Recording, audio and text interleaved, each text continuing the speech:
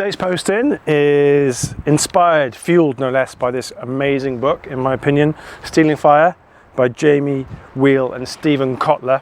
And I'm going to talk with a bit of inspiration from their first chapter, which is called What is This Fire? And they talk about group flow, when teams work well together, and the idea is that actually you want to debunk the idea of groupthink. We all know what the dangers are there in groupthink, but actually more group sync. And the idea is that teams come together, they sync up together, they join together, many cliches, you know, singing from the same hymn sheet, marching to the same beat of the drum, that kind of thing. But ultimately it's that kind of subtlety of coming together and to work collectively, if you like. And they talk about in the book this idea that it can't really be found in any field manual. You can't really necessarily isolate and spot this location. So they talk about it being a blank spot on their maps, beyond the pen of most cartographers, beyond the ken of rational folk.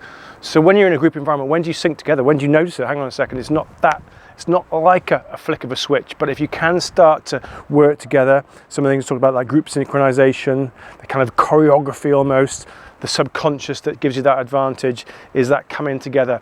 And without that, that's when teams fail. So move away from groupthink. That's an easier one to spot. Hang on, we're kind of proceeding the same way as we have done before. We all seem to be thinking the same way.